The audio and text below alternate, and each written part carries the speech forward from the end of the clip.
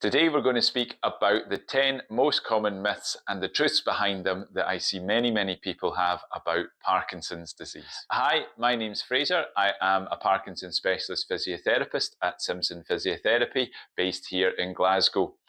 We help people with Parkinson's disease live the best life that they possibly can using exercise and various different ways of helping keep you moving and living well with Parkinson's. So on to myth number one, Parkinson's is only a tremor disorder. Now, many people have this belief that to have Parkinson's disease, you have to have a tremor. And that very common pill rolling tremor where it's your hand that just doesn't really stop moving. Now, that's a big myth. About 30% of people throughout their life with Parkinson's disease don't actually develop any kind of significant tremor. Okay, Parkinson's disease really does, in many cases, presents with a tremor, and for many people, that's the first thing that they see. But the symptoms like stiffness, slowness of movement, rigidity, shuffling, walking, maybe you've lost the strength of your voice gets tired by the end of the day. These are often the much more classic signs of Parkinson's disease. So you don't have to have a tremor to have Parkinson's disease. Myth number two, there's nothing you can do, it just gets worse. Now, this is one of the most disabling myths that I think that people come across, that we see people come across in my practice. There's nothing you can do. That isn't true. Okay, our brains are fantastic pieces of kit. Once you've been diagnosed with Parkinson's disease, you've probably been noticing that you've had issues for a wee while, which has led up to you having the diagnosis of Parkinson's disease. What we find is that it's nearly everybody who has the diagnosis at the time of diagnosis with Parkinson's disease is already less active, less fit, less strong, less flexible, not walking as well as people as age match control, so as people who are the same person if they didn't have Parkinson's disease. Now, this is where exercise, doing the right kind of exercise and the right kind of rehab makes huge improvements in your ability, because we help build you back up again so that you can get up to a par with somebody who's not got Parkinson's disease from a strength training, movement practice side of things.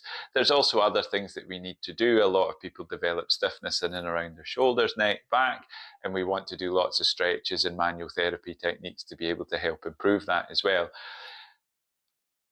So I want to let you know here, it doesn't just get worse after diagnosis. We have a huge community of people with Parkinson's disease who are working incredibly hard on keeping themselves fit, keeping themselves active so that they can live the life that they want with Parkinson's disease. On to myth number three, it only affects old people. This is just categorically not true. The number of people being diagnosed with Parkinson's disease every year is increasing right now. It is the world's #1 fastest growing diagnosis of people with somebody with a neurological condition. So the majority of people with Parkinson's disease will get their diagnosis after 60, but between 5 and 10% of the people with Parkinson's disease are under 40. So this is quite a big challenge, because again, when you're under 40, you don't even necessarily think that you're going to have a condition like this. So it's incredibly important that if you start noticing things like loss of sense of smell, a tremor, even if it's a mild tremor, things are just getting stiffer than they really should be. You might find that you're more prone to scuffing your feet when you're walking. These are all things that you need to get along to your GP to get checked out.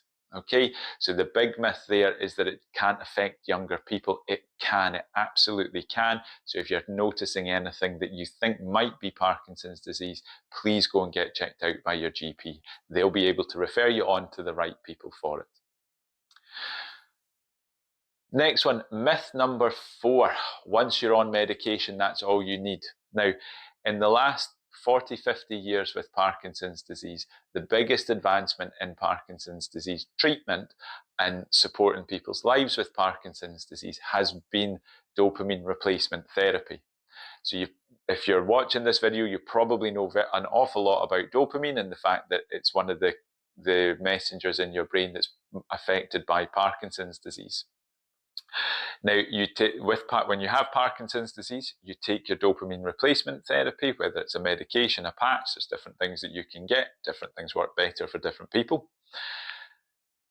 Then all of a sudden your body's got more dopamine in it, so you start moving better.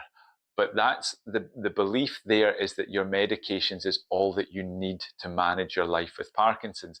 Now, what I really want to stress here, and I'm not doom mongering at all, medications mask the symptoms.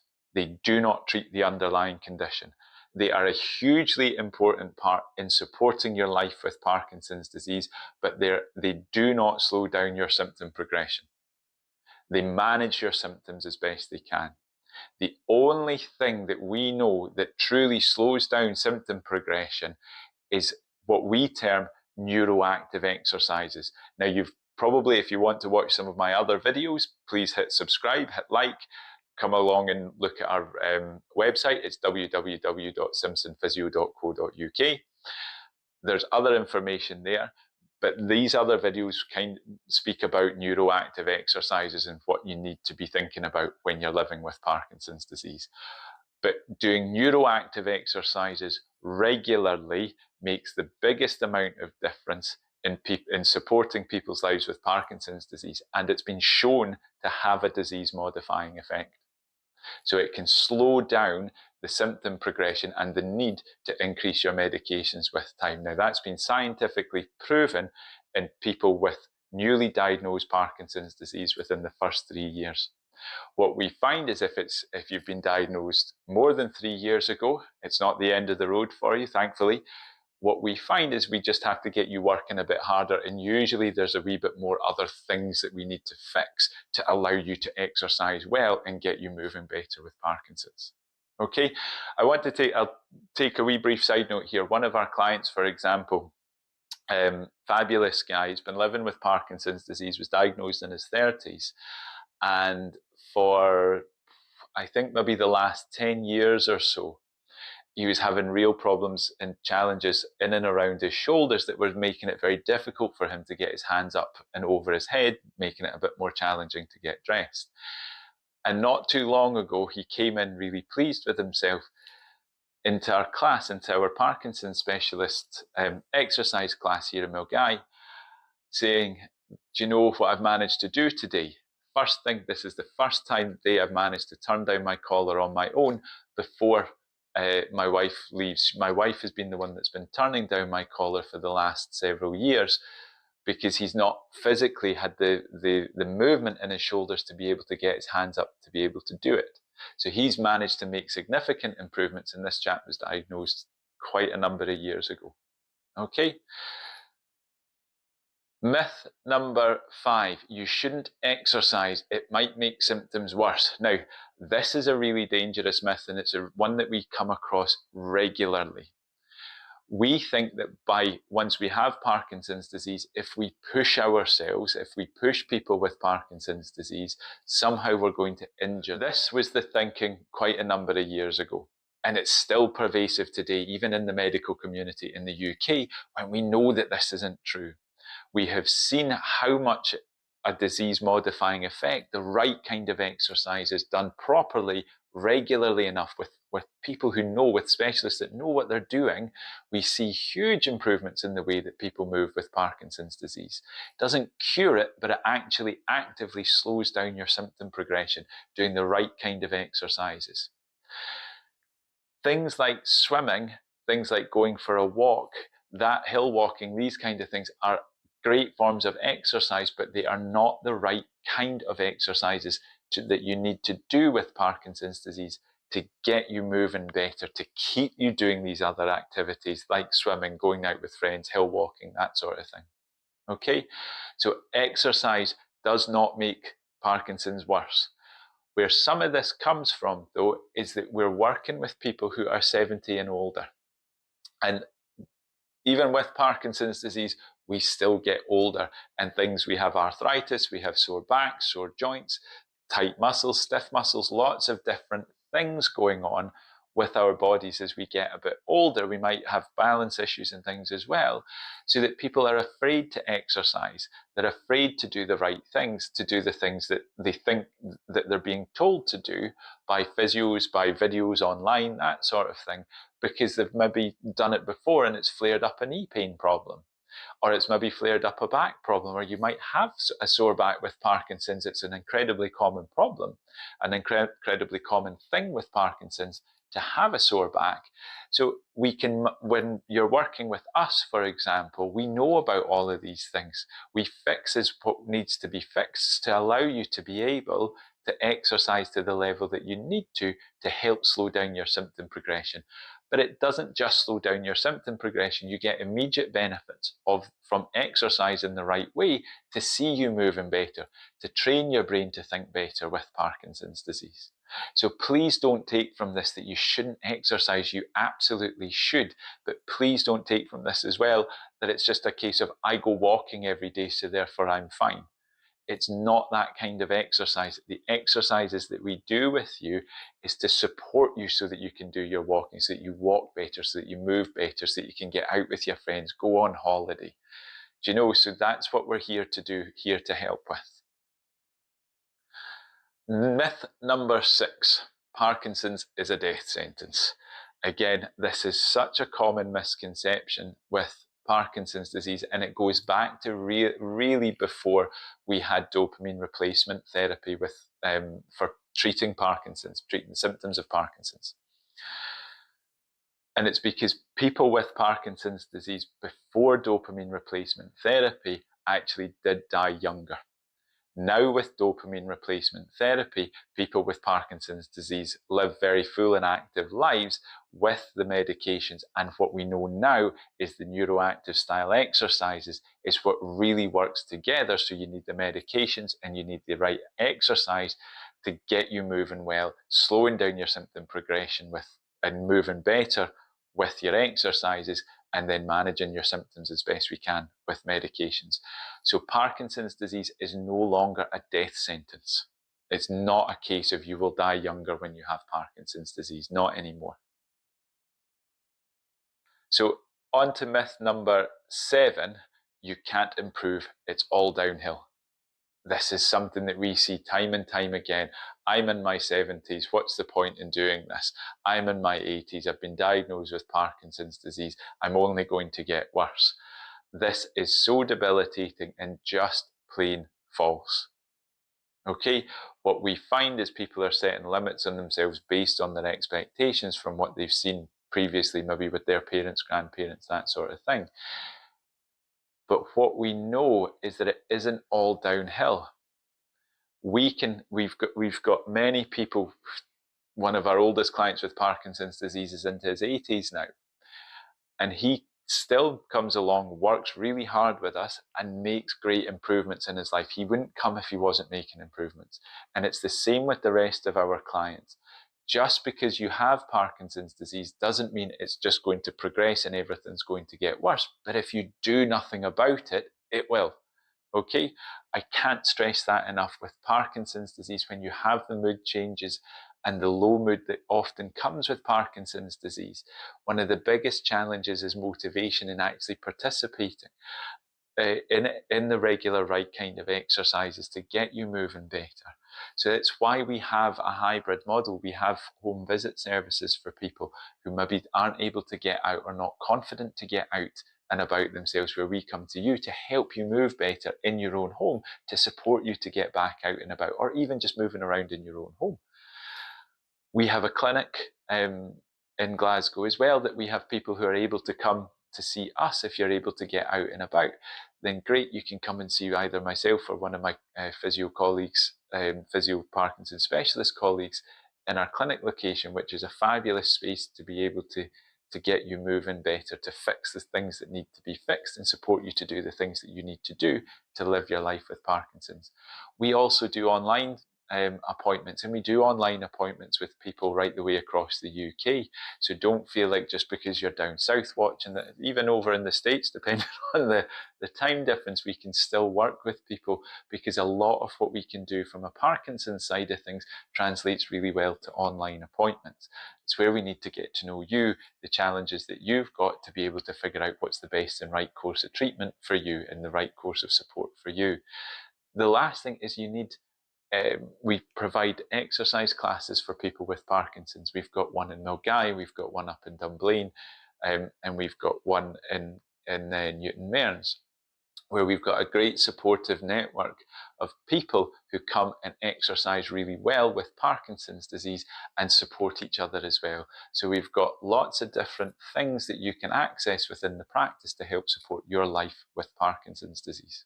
Okay, so it's not that you can't improve, you absolutely can. We can help, and you can just have to do the right things to allow you to make improvements. Myth number 8, Parkinson's only affects movement. So this is usually something that maybe friends, family members, people who know somebody with Parkinson's disease come to us with and talk to us about, maybe partners with people with Parkinson's disease. So what we find is that because you can see the movement issues that somebody's having, the challenges in movement that somebody's having with Parkinson's disease, we make an assumption that that's kind of all that they're dealing with. And actually, that's not true. Parkinson's, it doesn't just affect the dopamine producing neurons in your substantia nigra, it affects all the other pathways that feed into that and all the other pathways in the brain that use dopamine as a neurotransmitter. So you can have a lot of gut issues, which is why having a great dietitian, somebody who knows what you need to eat with Parkinson's to get you all your macros, all your right amount of proteins, right amount of fats, right amount of carbohydrates, vegetables, etc. Because your gut slows down with Parkinson's disease. Things like sleep can be affected. So a number of people with Parkinson's disease have sleep disorders, so it's very easy to get tired during the day because they've maybe not slept so well overnight. So, and again, one of the classic first symptoms of Parkinson's disease is a loss of smell. So a loss which affects your taste. So you might find that you're going out for food and the person's just not that interested in eating. And it could just be because they've not got a great sense of smell. Their smell's been affected, so therefore they're not able to taste the food as well. So they're maybe not as interested in going out for something to eat, but they might be a lot happier at going out for a cup of coffee or something instead. Okay, so Parkinson's doesn't just affect movement. That's just the most common thing that we see with somebody with Parkinson's disease. And again, getting you up, getting you moving, getting you active the right way with Parkinson's disease actually can help an awful lot of these challenges as well. Myth number 9.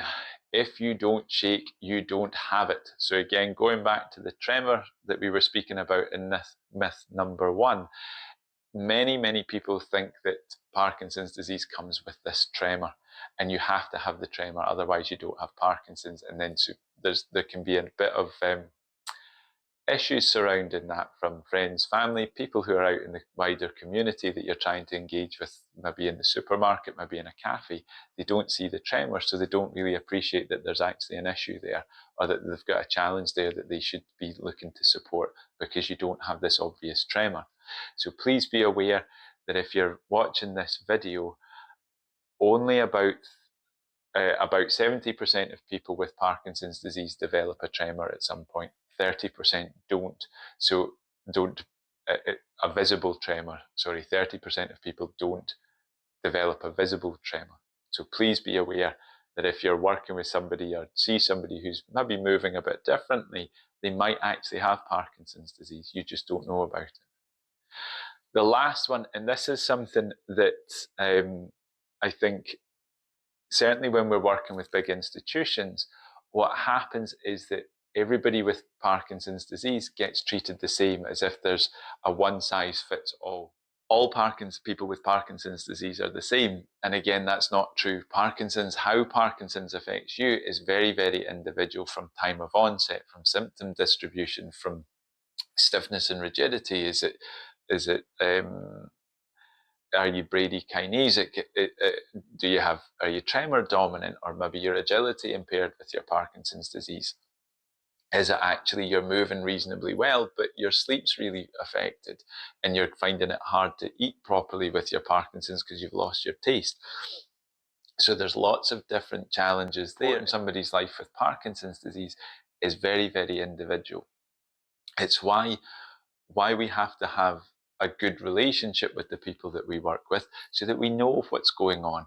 It's why we take people in and have consultations with you so that we know what's going on with you, what you value, what it is that you're trying to improve, what is it that you want to get out of the next 6, 12, 18, 24 months, so that we can put together a plan to support you through that.